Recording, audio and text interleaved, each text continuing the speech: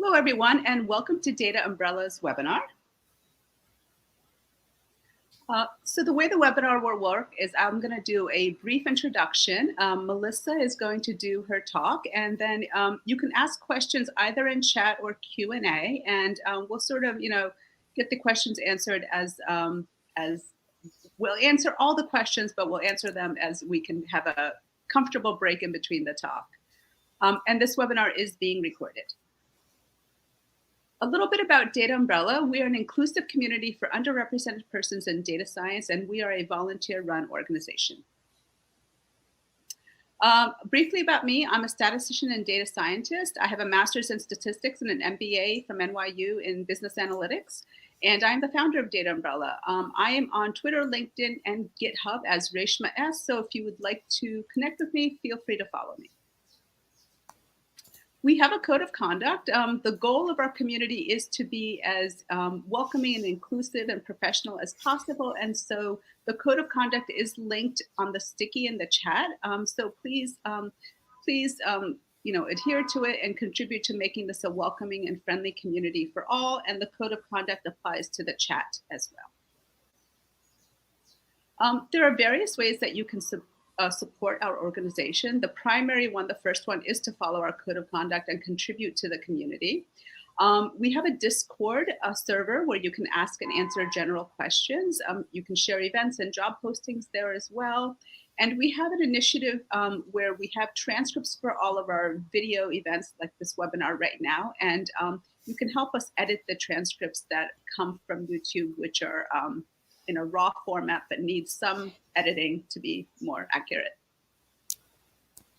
Another way that you can support us is to donate to our Open Collective, and that is at opencollective.com/Data Umbrella, and any donation you can make would be helpful and welcome to cover our operating costs. Data Umbrella, we are on all platforms. Depending on the platform of your choice, you can search for us on Meetup. We're on YouTube with a great video library. We have a job board and a newsletter which goes out once a month. And we also have a lot of resources on our website related to diversity, allyship, inclusive language, communities. Check it out. And the link to our Discord is on our website. We have a couple of really great playlists on YouTube, and one of them is contributing to open source. We've had a series of open source webinars, NumPy, scikit-learn, pandas, and core Python. So if you want to learn more about that, check out those videos. They're really great. Career advice is always in demand, and so we have a playlist by three terrific speakers who have shared their insight on careers in tech and data science. So if that is something that is of interest to you, please check it out. And this is just a snippet of all the other events that we have done. So depending on your interest and what you're looking for, check them out. We have a job board. It's jobs.dataumbrella.org, and you can also subscribe to it for updates, so check that out as well. We have a highlighted job here, which is a cloud infrastructure engineer at Coiled, and it is a remote position, and you can find out more information about how to apply and the job description on our job board. And I will share some of these key links in the chat as well as soon as I finish presenting. And this is just a reiteration of, we have a lot of resources on our website, and our website is dataumbrella.org.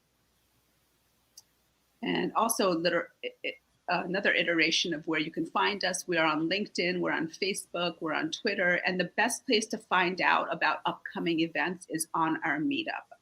We post it in different places, but Meetup is the first place to find upcoming events.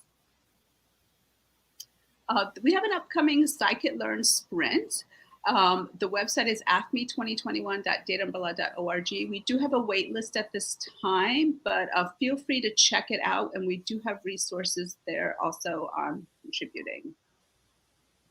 There's an upcoming event. It's a community event, so it's organized by Global Diversity CFP Day, which is on February 20th.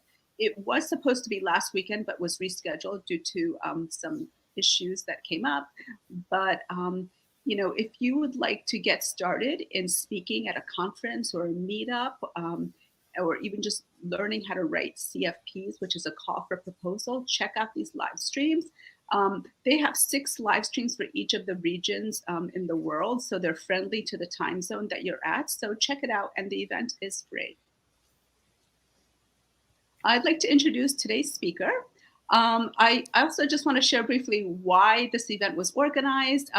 I've attended a bunch of and organized a bunch of scikit-learn sprints, and I was working on a PR, a pull request for documentation, and it was like a mystery to where like these files were being produced. I saw the files produced, but I couldn't see the code for it, and I was searching on Google, and I realized Sphinx is super powerful, also complex, and I thought really, I want to learn more about it, and so I went on a search to find someone who could speak about Sphinx, and I went from 3 or 4 different people, and finally led me to Melissa, who I actually, have met. I just didn't know that Melissa was the person to go speak to about Sphinx, so I'm glad that I was referred to Melissa.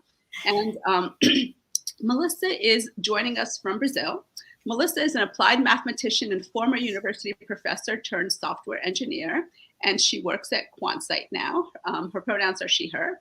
And she is also a LaTeX, Fortran, and free software enthusiast. And Melissa is on GitHub and Twitter at MelissaWM, so check it out.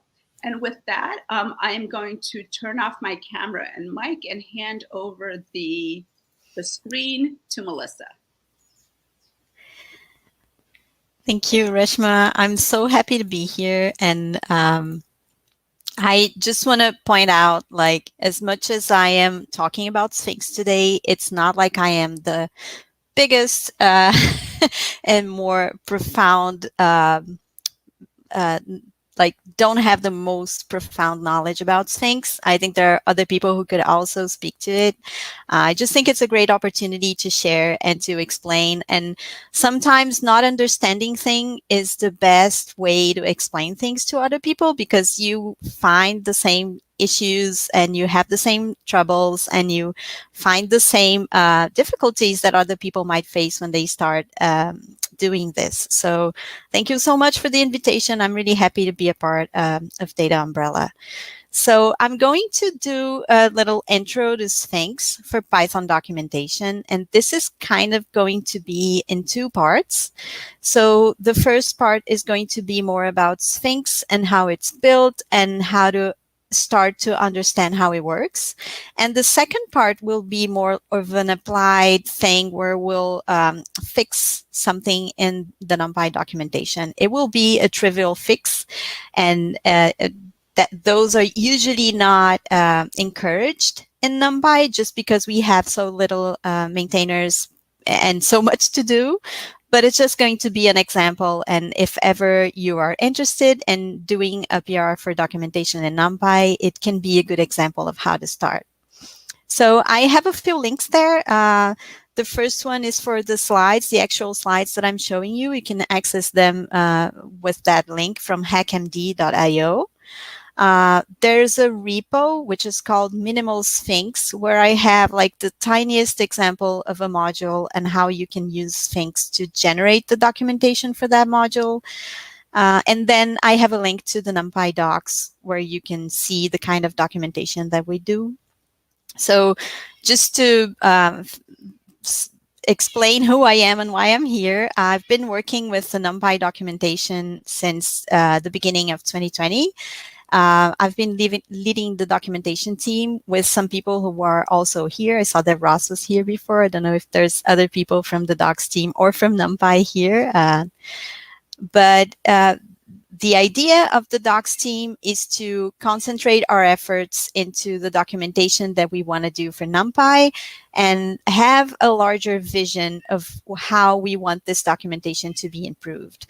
So everyone can be a part of the documentation team. You just have to show up. And if you are interested in working in the documentation for NumPy, you can join our open meetings that happen bi-weekly. So if you're interested, just ask around, and you can check our contribute page for NumPy as well to see how to do that, how to go to our meetings. Okay, so first things first, I want to show this picture. And actually, the first time that I saw a picture similar to this one was with Reshama, because we were at the DISCON conference in New York that was organized by NumFocus. And this picture was so like, for me it was awesome because I could finally understand what I was feeling and how I could reframe the way that I was thinking about things. So this is about imposter syndrome, which is when you think that you know nothing and that people will finally realize that you're not supposed to be here, or that you don't know enough to do what you're doing. And so in your mind, sometimes you have the picture on the left, which is like a big circle of what I think that other people know. And inside, there's a smaller circle that says what I know. So you have an idea that other people know a lot of things and you know nothing. But reality is actually closer to the picture on the right, which is a bunch of intersecting circles, and each contributing to a little bit of the information. So what I know and what other people know are actually complementary things, and they work well together and not as in subsets of each other. So the idea that you can not contribute because you have nothing to say or you have nothing to add to a project or to something that you want to work with is usually false, because we each have different perspectives and we'll each bring something to the table that wasn't there before. So I strongly encourage you to think about contributing if you have the opportunity, if you have the time, and if you have the resources. It's diverse communities make our communities better, and having those different points of view help. Okay, so let's talk about documentation. What is documentation? It is funny because sometimes talking to people who are not in an open source context, they have a different understanding of what documentation means. So for example, for many people, documentation for a software project means the auto-generated module documentation or the API documentation. This is actually just a tiny piece of what we call documentation in an open source project and in larger projects. So the picture that I'm showing you here is by Divio, which is a company that works with Django. And they have someone called Daniele Procida who organized the idea of a documentation system. So he realized that we could most of the time divide the documentation for a software project into 4 parts, which are the 4 quadrants that you see in the picture. So the API documentation, or the auto-generated documentation extracted from docstrings or from the interface of the functions or the methods of your software project, we call that reference documentation. And they are mainly information about how to use the software project. But there are other kinds of documentation, for example, which are learning oriented or problem oriented or understanding oriented. So what are those? If you're thinking about tutorials, you would think about something educational in which you are trying to explain good practices or ideas and concepts that you want people to figure out while using your project. So tutorials are something that we see often in open source project, but sometimes they are not exactly, it's hard to make a difference between tutorials and how-to guides, which is the second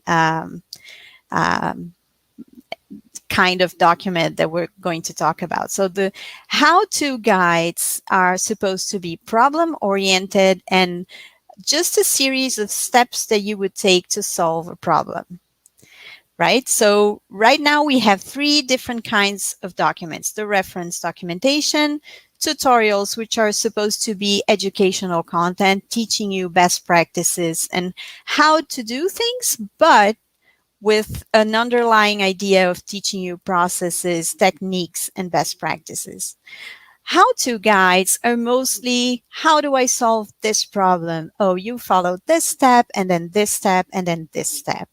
And in the end, you have a solution. Maybe you don't understand every step, but that's okay. So sometimes people call how-to guides tutorials, but that's something else. It's interesting to know that you can have those two kinds of focus for documents. And then the last kind of document that we have is an explanation. So what is an explanation? It could be a longer form document explaining historical developments for the software project, or why certain design decisions were made.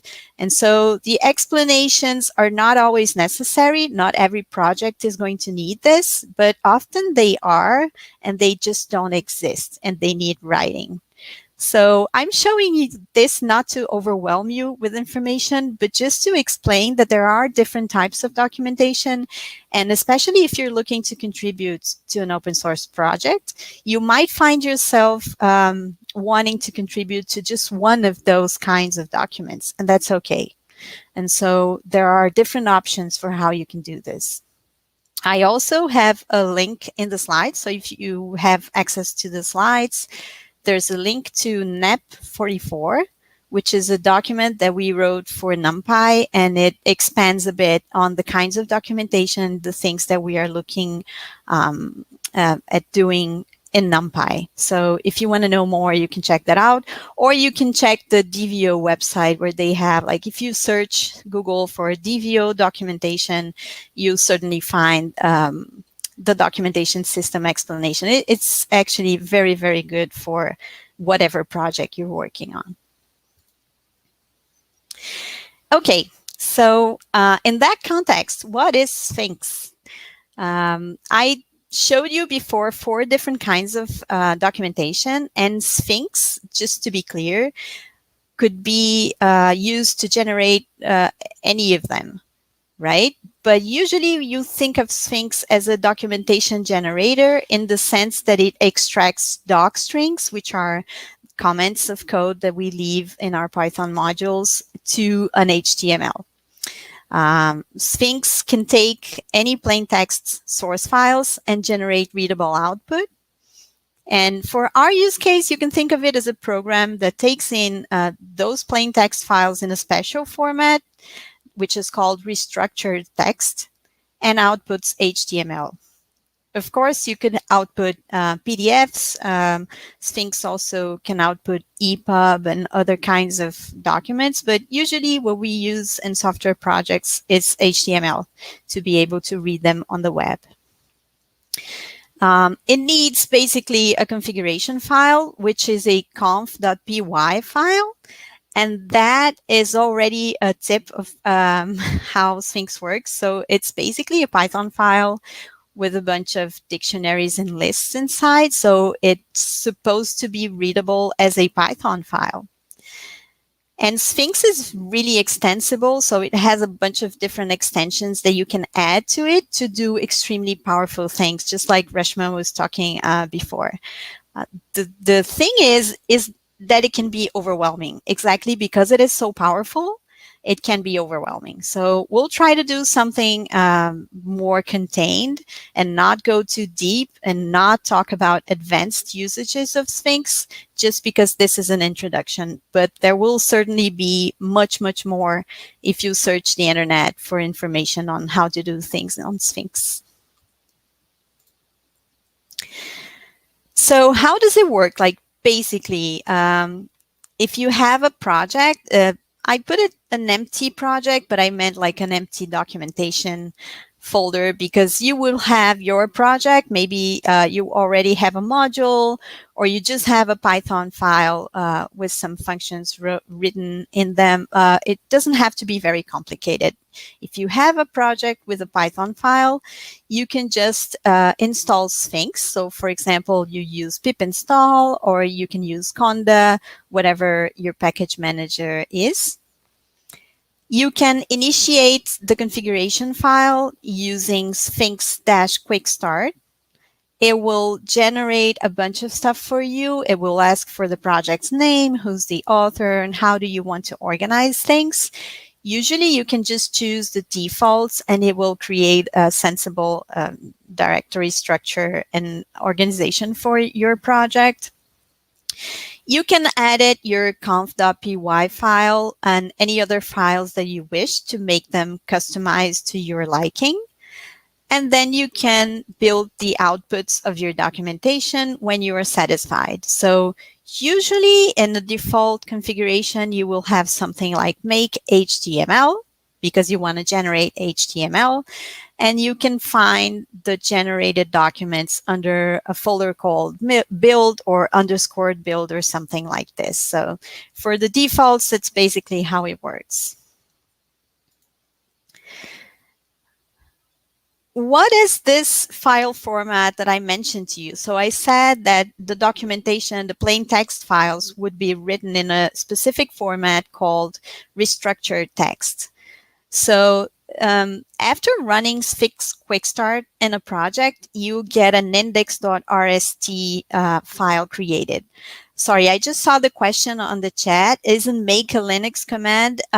Yes, if you are using when you install Sphinx, I believe that you will have that command installed, whatever system you're in. It's just supposed to compile the results in your HTML. But I'm not sure. But I think it will work just the same in whatever operating system. Yes, Ross, thanks. Make.bat for Windows. Make is actually a compilation command. So it's not like a Linux or a Windows thing. It just compiles things for you. So if you have a source and you want to compile the result, you can use make, which will read a file and with the instructions about how to compile these things into the output that you want. So it will generate the HTML for you.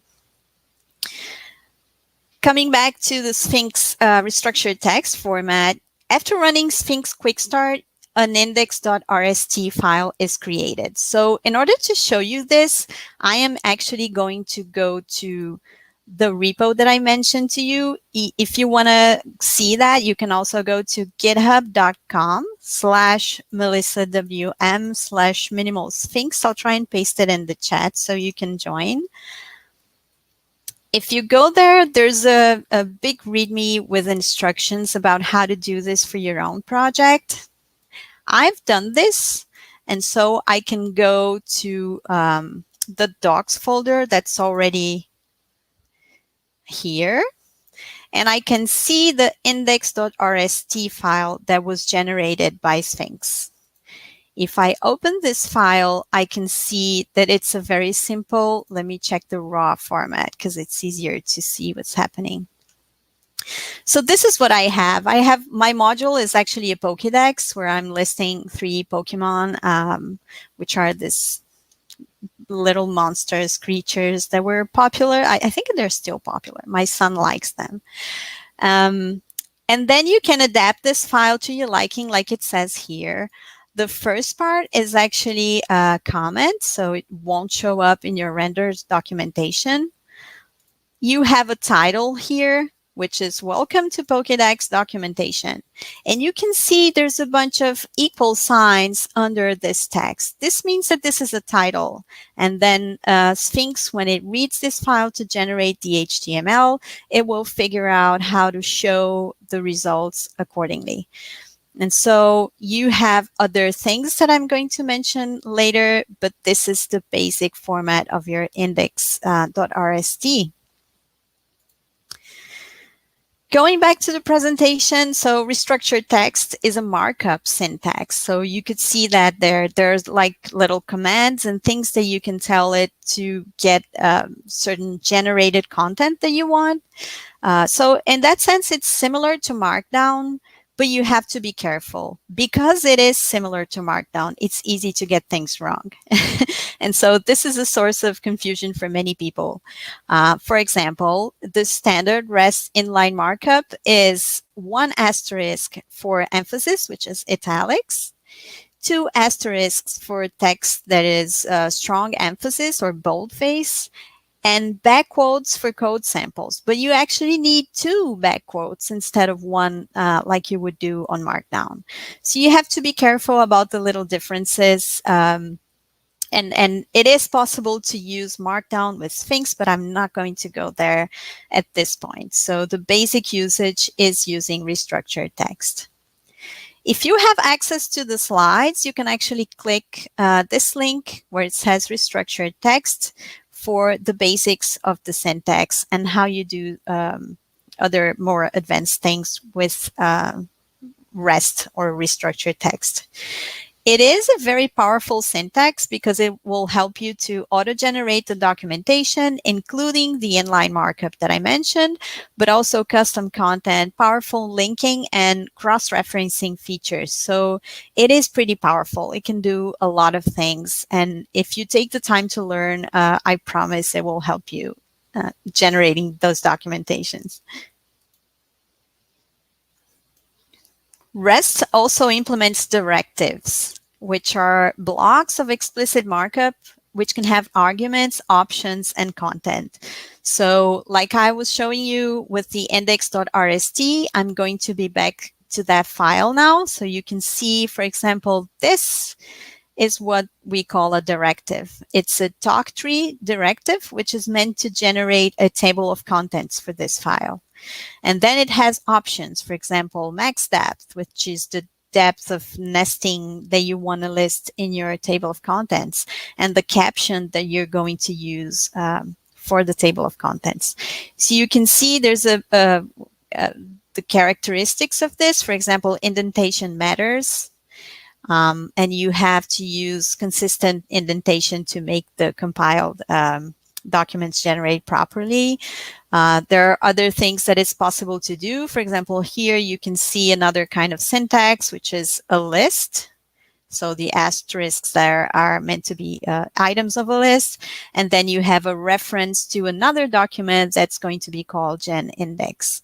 I don't want to go into the details of all of these things right now because it can be very overwhelming, but you can check and experiment with this in the MinimalSphinx repo. That's why it's there. So you can check that out on your own time and experiment and try and see what happens if you change one thing for the other. We'll see some concrete examples of this in the NumPy documentation, but you can check a nice summary of REST syntax and a longer REST primer in the links that I'm putting in the presentation.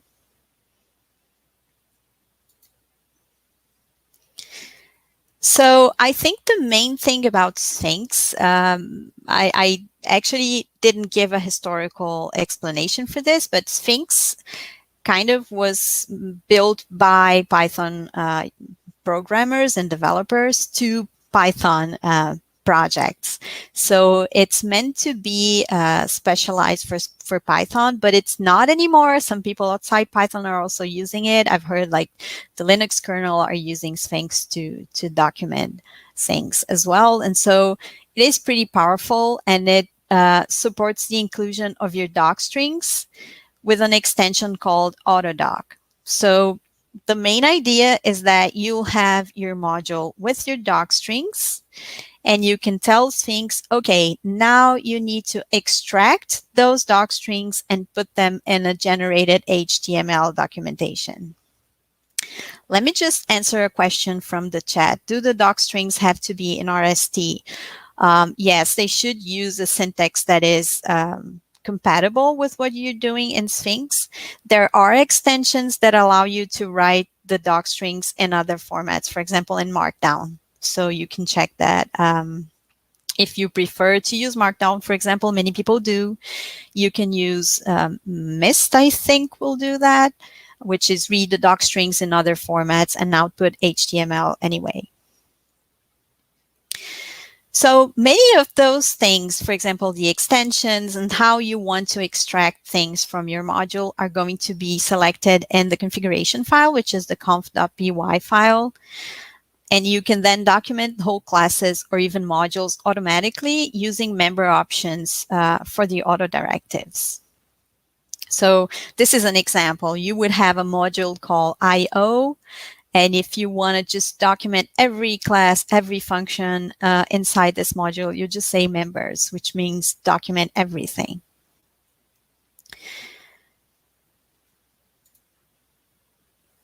Okay, and just to mention a couple other extensions that might be useful, you can do doctests. So I don't know if this is something that you're familiar with, but in the same way that you would test your code, for example, you do unit tests and then you run your tests to see if your package is consistent, if everything's working well. You can create doc tests, which are little snippets of code that you will put in your docstring. And you can then run those doc tests as you generate the documentation or in a separate command like this one, which is make doc test. And it will check if your documentation is generating the same outputs that you want to. So this is great to guarantee that your documentation stays up to date, even if you change your API or if you change the way you're doing things in your package. If you have doc tests, you can guarantee that the documentation is still relevant to the current version of your package. There's also another super cool extension called InterSphinx, which is an extension that allows you to refer to other projects' documentation labels easily by using their InterSphinx mapping. So, for example, I'm going to show it to you later quickly, but in the NumPy documentation, we refer to the SciPy documentation several times. Sometimes we mention something in Matplotlib, sometimes we'll mention something from Pandas, and because they share their InterSphinx mapping openly, we can actually check which kinds of functions and modules and classes they have available. And you can refer to those elements in your own documentation such that the generated link will not be a link that you write yourself, but it's going to be something provided by the other package. So what's the advantage of this is that you don't have to create those links manually yourself. So suppose that you are citing another project's documentation and there's a new version and the URL for that module or function changes. And then your reference is not valid anymore.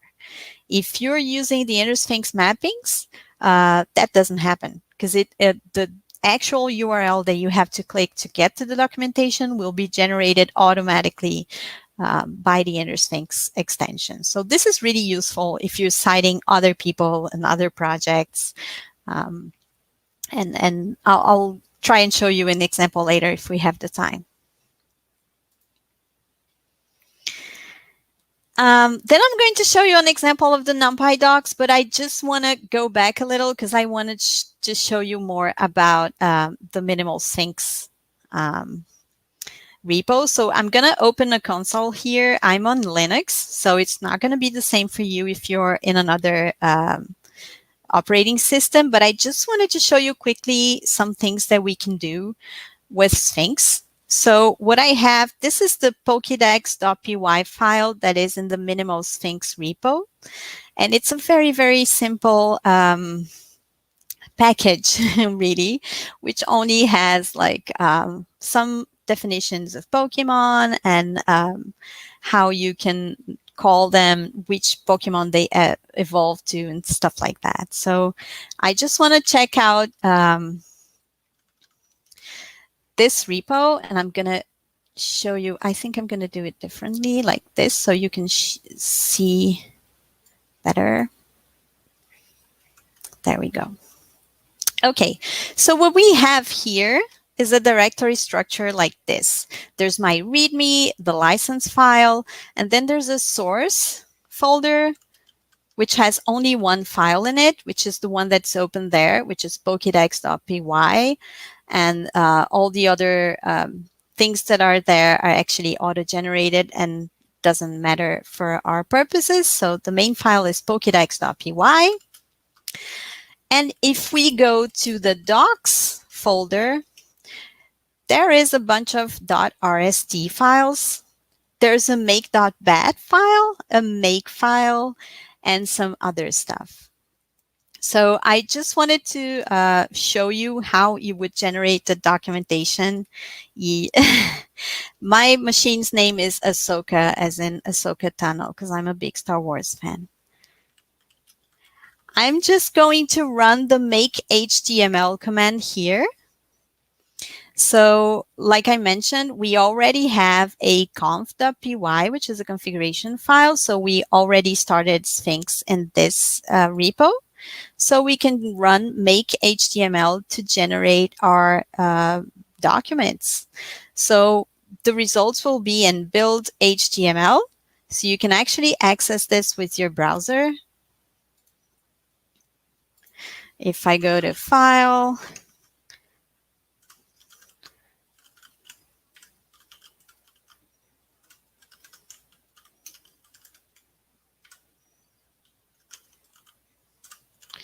HTML, oops.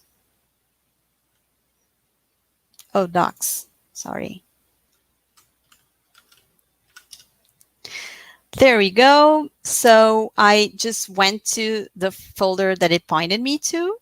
And then index.html should be my main file, which is the one that I showed you before. So I showed you index.rst, which is this one. And Sphinx generated this HTML. So it's much nicer. It does have a talk tree with the contents that I told him to include. There's an indices and tables. Some of those are irrelevant for our purposes here. But the idea is that you can use Sphinx to then generate this nice documentation that you can actually read. And then for example, I have my class starter Pokemon, which is like the parent class. I will generate another class for Bulbasaur, another one for Charmander. I don't know how to pronounce those names in English. And I have another one for Squirtle. So I can check the docstrings are here, which are these big comments that I put in the beginning of each class. And I'll see what they generated with Sphinx. So I want to see what's with class Charmander. So if I go here, in my generated documentation and I go to API documentation, there's all the docstrings that I listed before, and they are here properly formatted. You can note that for Charmander, for example, I put a note. This was done with this directive, a note. And then I said, this is something you have to be careful with. And in my generated documentation, this becomes like a highlighted block. So there's a bunch of different options. This is just one theme. Also, this is the default theme, but you can choose different themes if you want. This is actually a doctest. So if I go to the pokédex.py file, I'm going to show you how that's done. Here it is. So there's a function called who is that Pokemon, and it will show the Pokemon's name and its evolution. And I will say, hey, Sphinx, this is a doc test. So you have to make sure that those commands that are preceded by the big three greater than signs are actual commands that are going to be executed, and the output must be this one. Right? So what I'm going to show you is that I'm going to make this wrong. So I'm going to delete all the evolutions of Bulbasaur and leave only Ivysaur. I'll save my file. And I'll come here and show you if I do make doc test, it will say, whoops, test failed. I expected this because this is what's listed in your doc test, but I actually got this output. So your doc test is wrong or your API is wrong. So you can check that. It's a pretty nice feature if you have like a big API and you want to make sure things are consistent between versions. This is all that I wanted to show you in the MinimalSphinx repo, but if you want to check that out, please do. There's a other little things that I did, like linking to other places, and you can check that out. Okay. Should we be considering doctest versus something like pytest? I think those are complementary things. PyTest means for testing your code, and doctests are for testing your documentation and how that's done, and your docstrings and things like that. I actually think you should be using both.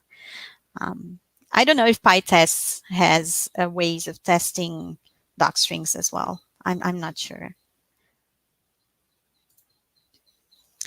Okay, so this concludes the first part, which was mainly the explanation about Sphinx and the idea of how to use that to document your code. And then I just want to show you an example from the NumPy docs, because I actually am pretty excited to get new contributors. So I want to show you how you can do this. And I know that it can be a bit overwhelming to start, because NumPy is such a big project and you don't know which steps you should take. We actually have a how to contribute to NumPy documentation page in our docs. You can check that out clicking this link, and I'm just going to show you here.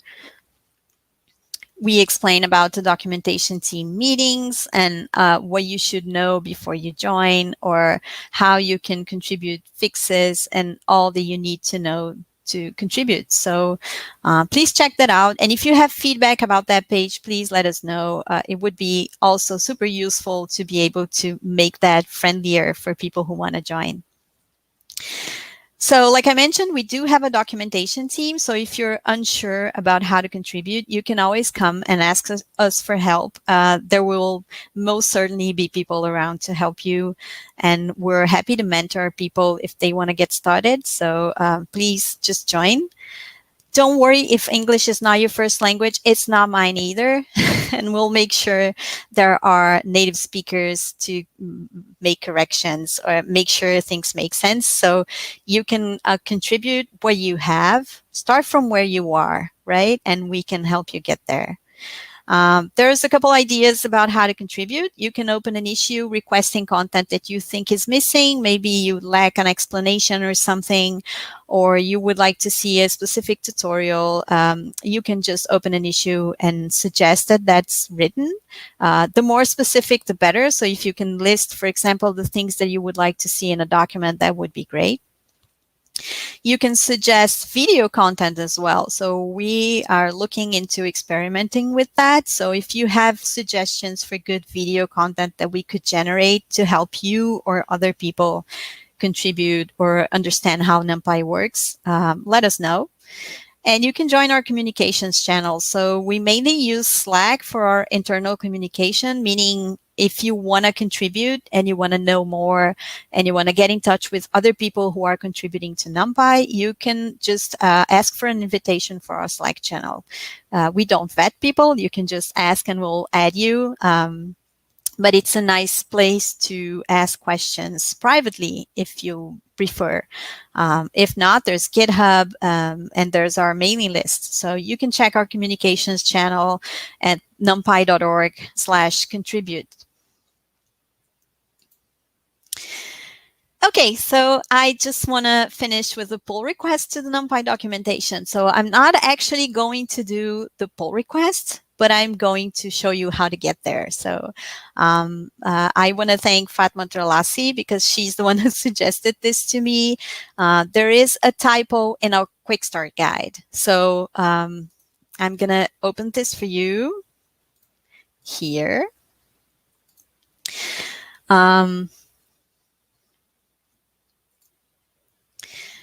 We have a quick start tutorial, which is like a high-level explanation of things that you can do with NumPy, basic functions and methods that you can access, and things like that.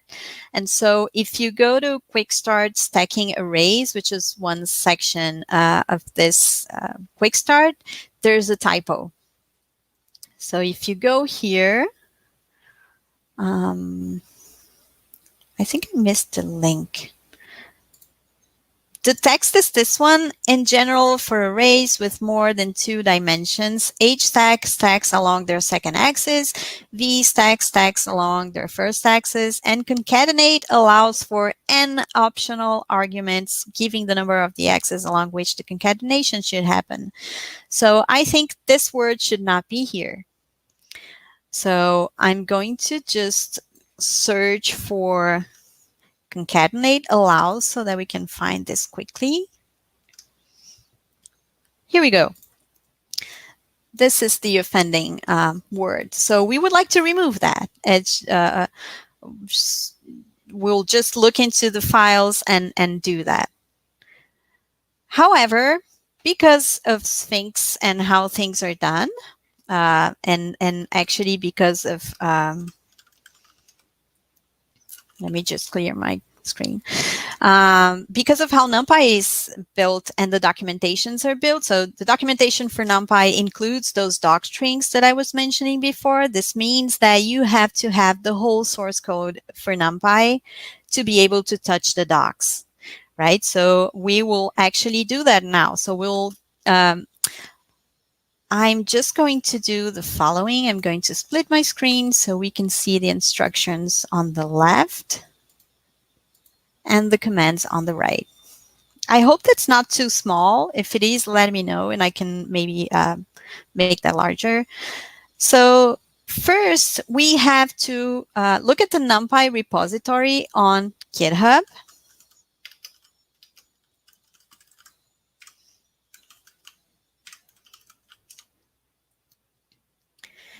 So if you go there, you can fork this repository to your own. So for example, you can go here and fork this repository to your own account. So I already have a fork, so that I'm not doing this step, but this should be your first step in case you've never contributed to NumPy before.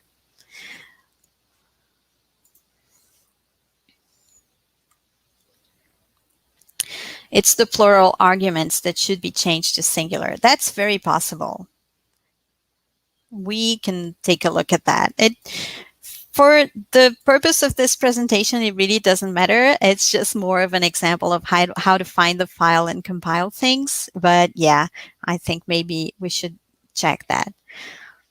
Okay, so once you have NumPy forked into your own GitHub profile, you can just clone git at github.com, your username, numpy.git. This will create a folder called NumPy into your own directory structure. So if you're on your home folder, it will create it inside your home folder. If you're in a subfolder, it will create it there. You'll find it later. So let's see it cloning. Cool. Now, because our final intent is to submit a PR, it's nice to add a remote called upstream to the main GitHub repo. And I'll explain what this means in a bit.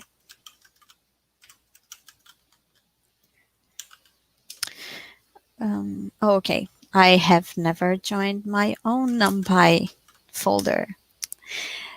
I am on NumPy. Now I can add the remote. And I'll show you what this means. I think this is too big. I'm going to try and make it like this. That's better. So if you ask it for what's happening now, you have two separate sources for your code. You have origin, which is your own fork, and then you have upstream, which is the main GitHub repo. This is useful if you want to sync your repo to the original NumPy repo later, or if you want to submit your pull request directly. It's interesting to have those two remotes. So origin is yours and upstream is NumPy.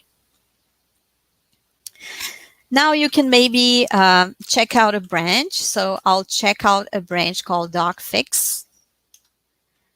And this will be the branch that I'll be working on to do the changes. If you're not familiar with Git, maybe you can check out a Git tutorial, and this should be just a standard workflow for any PR, so there's nothing different about NumPy here. So now is the time when we have to do our fix. Now that we have our developer environment set up, we can do our fix. So we can actually check for the file that we said we were going to change. So this is a quick start tutorial.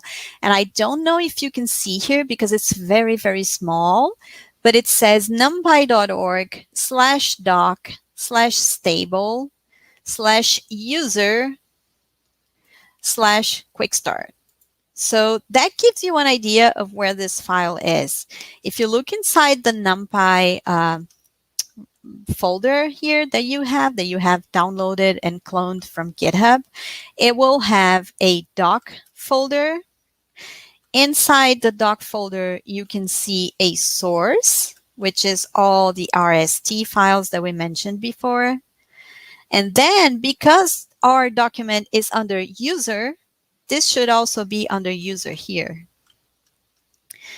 Now that I am inside the user folder, there's a bunch of things, including my quick start document, which is here, quickstart.rst, right? So I'm going to check this with Nano just because it's easier. You can do this with the editor that you prefer. So under this file, quick start, there's a bunch of things, including the phrase that we were mentioning we thought was not right. So it was under, is it shape manipulation? I think I can search for concatenate allows, just like we did before. Oh, no. Maybe it's in a line break.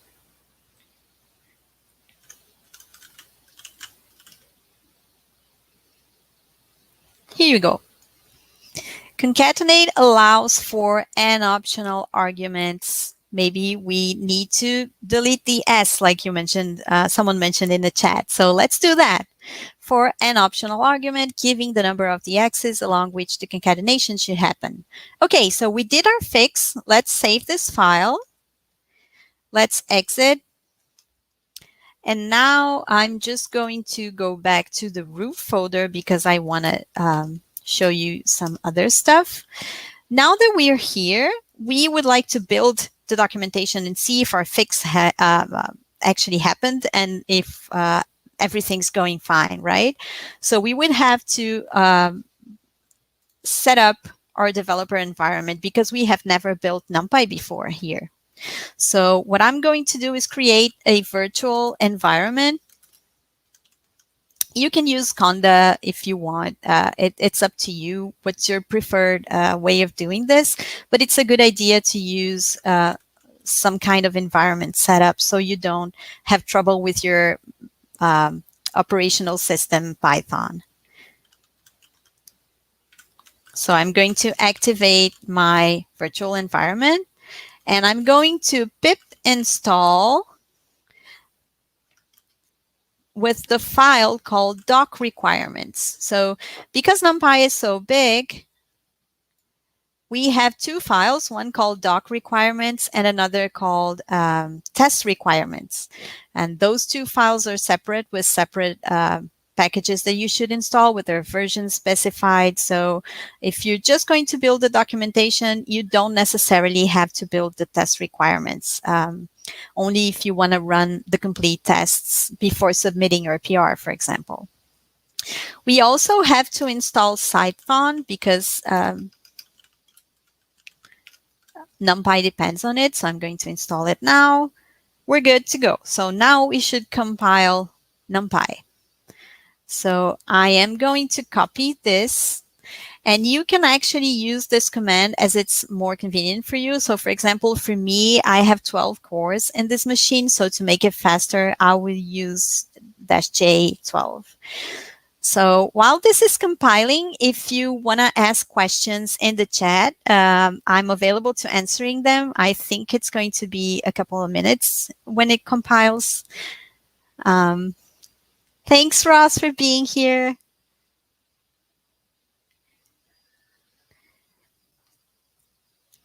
So yeah, I just want to mention, if there's no questions, and even if they are, while you're thinking about them, I want to mention that if you have questions, or if you don't know how to approach this and you want to help NumPy or any other project, there will be most certainly people available to help you, either doing reviews for the BR or answering questions in forums or communications channel for the project. So for NumPy, I can assure you that there are many people available to answer questions, and nobody expects you to know everything from the go. So if you're interested in contributing, you can always comment and ask questions and figure out how you can best contribute. Is Cython core Python? I don't know. I don't think so.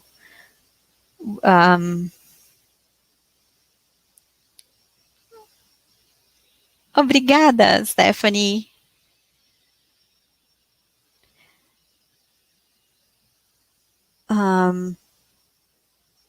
No, CPython is the Python implementation that most of us use, which is the underlying, with an underlying C implementation. Okay, so I just want to mention that my compilation stopped. So I have NumPy on my machine now, and I just have to build the docs. So to build the docs, I will go into the doc folder.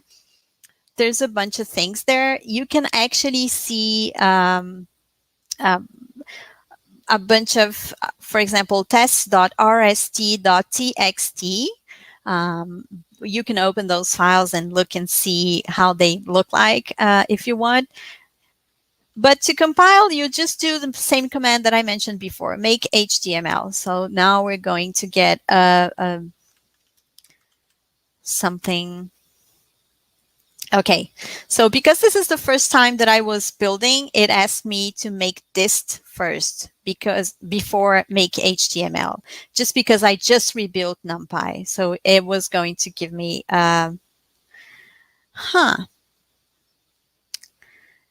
yeah, this is something that we identified yesterday, and it was not supposed to happen here, but I'll just fix it.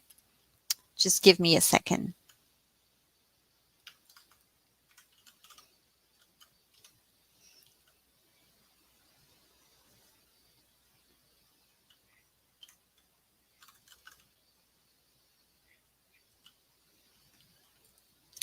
So this is not supposed to happen. I think this should work.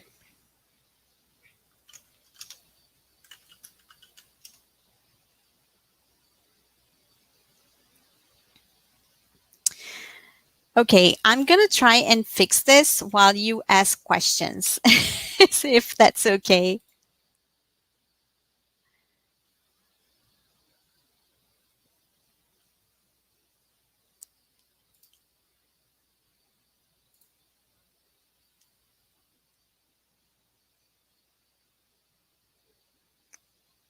So you see, this was done by Ralph just this morning. Maybe I can actually fix this in a better way, which is git fetch upstream.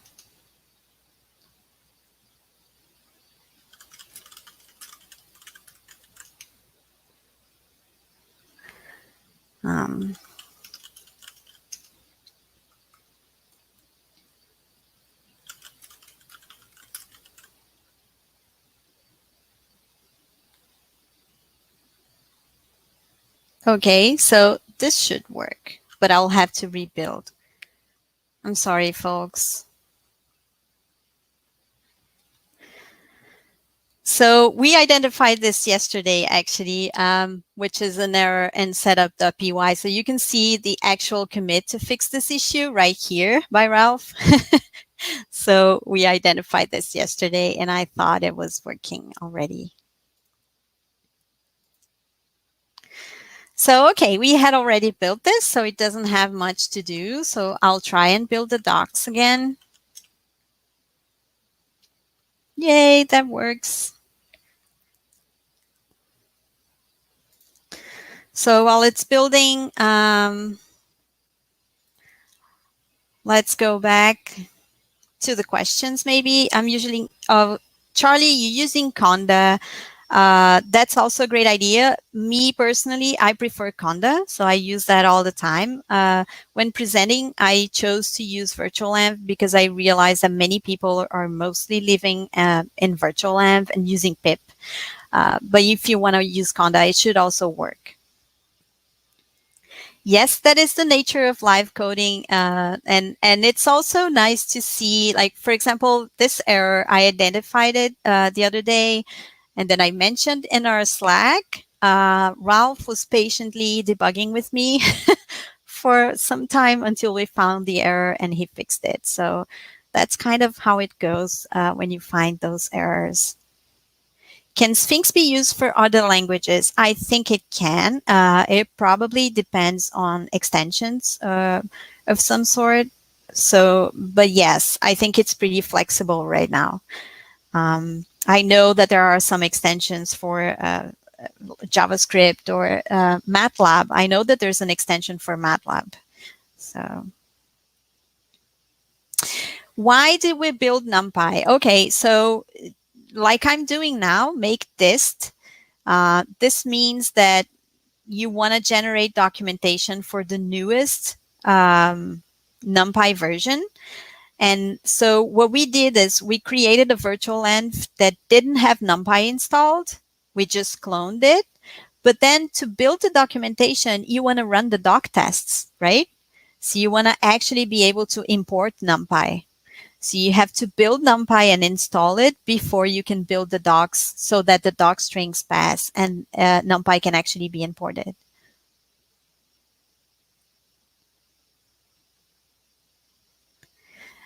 And I don't think that's a newbie question. I think that's, I don't agree with the newbie, like beginners, advanced, intermediate difference. I mention this all the time because we are usually, each of us has our own experience, and maybe we are very experienced in genome sequencing, but we don't know how to do that in Python. Does that mean we're like a beginner? I don't think so. I think we're maybe a newcomer to this package, but that doesn't mean we don't have other things that we know about. We know a lot about. So this takes a while. I wish we could accelerate that, but I don't think we can. So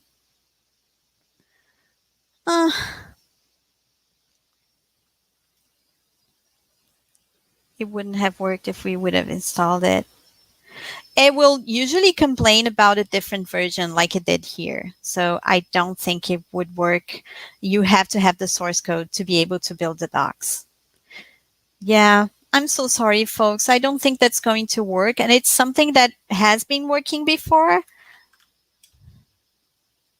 Yeah, it will give me an error. And I think it's just because we found this error recently, and it's just bad luck that it's not fixed right now. But it's going to be soon, I promise. I don't think I can extend this for too long. Otherwise, you can not follow, actually. So yeah, the final step is this one, which is building the HTML docs and then submitting your pull request once you are satisfied with your changes. I just wanted to leave a small note about Jupyter Notebooks. It's going to be very, very short. It is possible to use Jupyter Notebooks inside your Sphinx generated documentation. We are actually doing something like this in our NumPy tutorials repo. So in this repository, you can find some IPython Jupyter notebooks that have been converted using Sphinx to an HTML site. This is still in progress, so you can check that out, and it's supposed to contain only tutorials. So thinking about the 4 quadrants of documentation, this will be only tutorials. Okay, so I had some final thoughts, just mentioning about how challenging Sphinx can be. It's not supposed to be as challenging as I'm getting it now, just because there's a recent error in the building for the documentation, but it is sometimes challenging. So it's nice to have someone next to you who can help you understand what's going on. If you prefer using only Markdown, you can check out Mist, like I mentioned before. There are many other interesting extensions for Sphinx. And for your own project, if you're using Sphinx to build the documentation, you can use Read the Docs, which is an excellent way to serve those documents in the web. There's also a bunch of interesting resources about documentation from the Write the Docs folks. So those links are all clickable, and you can check them out in the slides later.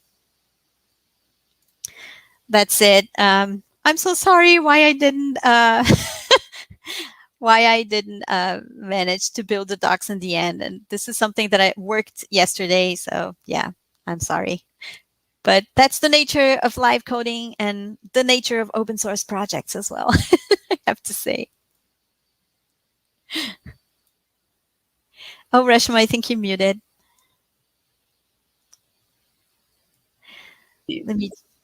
There I am. Okay, yeah. I was going to say, yeah, you never know, because it's like this ecosystem is constantly changing, and something that, works yesterday, things need to be, So yes, that is the nature of it. It was, great presentation. I did have a question for you about, I think the question about why do we build from source? And let me know if I'm interpreting this right, because I was wondering the same thing with, scikit-learn, where I have a little bit more experience, which is there's the stable version of docs, which is by release, right? And then there's the dev version, which is the development version. And so when we're building the virtual environment, we don't want to use our latest released version of the library. What we want to use the one in development, right? Yes. It's like live. It's like, things have been fixed and they're constantly being fixed. And I think that's why we're doing it, right? Yes, exactly. And not only that, but also the idea of having the most recent changes to make sure you are not overwriting someone else's work, because that will happen if you don't have like the latest one. So this is why we keep our fork in sync, and we try to do that, because of course when you submit your changes, there will be continuous integration, there will be tests, there will be other ways of checking if you are not doing something that's not following what the API says anymore or something like that. But yeah, you're supposed to be working with the latest development version. Yeah, because one time I had actually, opened up an issue, submitted a PR for a documentation problem, and I was looking at the stable version, and it had already been fixed in the development version. And once I understood that, I was like, oh, now I understand. Like, I wasn't looking at the final docs in the development version. So it was a good learning point for me as well. So I'm always amazed if, every time I work on, even if it's like a small documentation fix, which is adding a line, how much I learn about the whole process from, like one like fairly, simple PR. So. Yeah, absolutely. And I think it's pretty amazing to work in a project like this one. NumPy is a huge project, and an important one as well, which is sometimes it can be intimidating, right? Because you're doing like big changes and you don't know if that's going to work. So it is interesting that you can find ways to contribute in a low emotional cost, low impact things first, if that's something that concerns you. So it is nice to be able to touch the documentation and see how that goes, see the workflow, see how you interact with people, how the community behaves and all that. So that's interesting. That's great. It would be cool to do something that's with NumPy that's hands-on for some of our members. Yeah, I think that this is something that we can talk about. I'd be open to it. I think other people would as well. So Yeah, it's cool. I love seeing the, some of the parallels with scikit-learn and some of the things that are done a bit differently. So yeah, it was a great learning experience. I don't see any more questions, but if anybody else does have any more questions, now is the time to post it in the chat. And just for people to know, I'm going to have the video up. I try to have it up within 24 hours on YouTube. I will take a lot of the links from the chat and put them in a transcript so people can easily access the chats, the links that have been posted in the chats as well. And yeah, I think that is that's sort of all that I have to say. I don't know, Melissa, if you have anything else to say. Thank you so much for doing this presentation. yeah, I just want to apologize again for the build problem, but it should be fixed soon. Other than that, it was a great pleasure. And if you ever want me to come back, I'd be happy to. Absolutely. Thank you.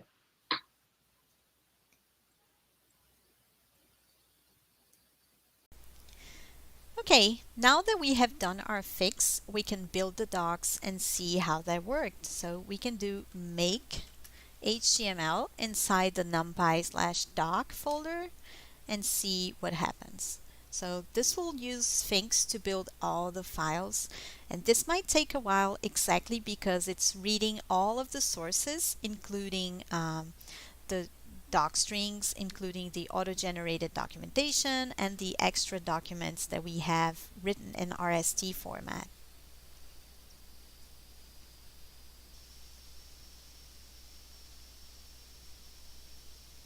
So now that it's finished reading sources, it's getting to the end actually. So it's executing all the commands that we have inside our documentation. For example, for this tutorial SVD that you were looking at there is an image manipulation aspect. And so this clipping input data message that you're seeing is actually coming from the code inside our documentation. So Sphinx is building everything, executing all the commands that are listed there, and now writing the output to HTML.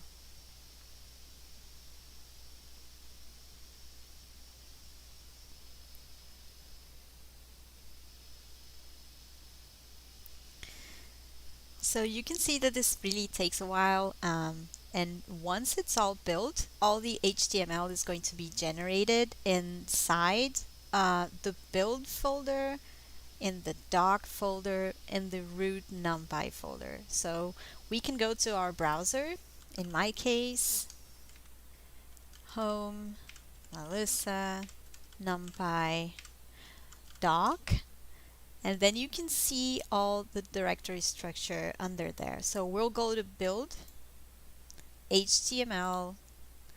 Remember that quick start, that the file that we changed was under user. So we can go to user, quick start.html, and we'll see our fix, fortunately.